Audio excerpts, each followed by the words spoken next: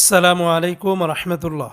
Saudi আরবে প্রবাসীদের নাগরিকত্ব দিচ্ছে সৌদি সরকার। ইতিমধ্যে বাংলাদেশ সহ বিশ্বের আরও বিভিন্ন দেশের প্রবাসীদেরকে অলরেডি নাগরিকত্ব দিয়েছেন। তবে এই সুযোগটি কারা পাবেন সেটা আপনাদেরকে অবশ্যই জানতে হবে।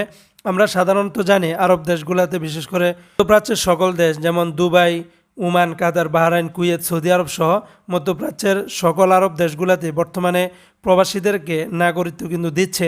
তবে সেক্ষেত্রে ইউরোপ কান্ট্রির মতো আমভাবে ঢালাওভাবে সবাই কিন্তু নাগরিকত্ব পায় না। এর জন্য কিছু কিছু কন্ডিশনও কিন্তু মানতে হয় বা সেই স্টেপ পর্যন্ত প্রবাসীদের কিন্তু উত্তীর্ণ হতে হয়। বন্ধুরা, আপনারা জানেন যে সৌদি আরবের প্রধানমন্ত্রী যুবরাজ মোহাম্মদ বিন সালমানের ক্ষমতা গ্রহণের সময় থেকে নানা পরিবর্তন আসছে অভ্যন্তরীণ নিয়ম নীতিতে।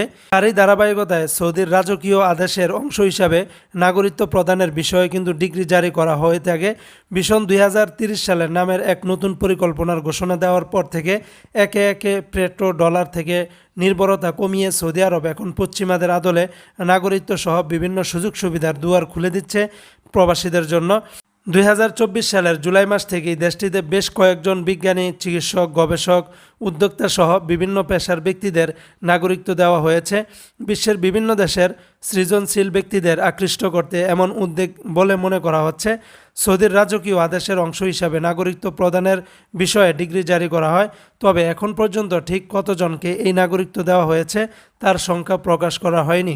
বিশ্লেষকরা বলেছেন, যুবরাজ সালমান তার মিশনে পৌঁছানোর লক্ষ্যেই বিভিন্ন সেক্টরে প্রতিভাবান এবং দক্ষ লোকদের সন্ধান করছে। যাদের নাগরিকত্ব দেওয়া হয়েছে তাদের মধ্যে রয়েছে যুক্তরাষ্ট্র এবং যুক্তরাজ্য, ফ্রান্স, সিঙ্গাপুরের মানুষ, পাশাপাশি অন্যান্য দেশেরও রয়েছে। দেশটিতে বসবাসরত প্রবাসীরা মনে করছেন অদূর ভবিষ্যতে প্রবাসী বাংলাদেশিরও এমন সুযোগ পেতে পারেন। 2021 সালে প্রথমবার বিদেশিদের এমন নাগরিকত্ব অনুমোদন দেন সৌদি যুবরাজ মোহাম্মদ বিন সালমান। সে সময় পবিত্র কাবার গিলাফের ক্যালিগ্রাফির বাংলাদেশের মুক্তার আলিমকে নাগরিকত্ব দেওয়া হয়েছিল। 3 বছর পর আবারও এই অনুমোদন মিলল বর্তমান বিভিন্ন প্রবাসীদের উপর।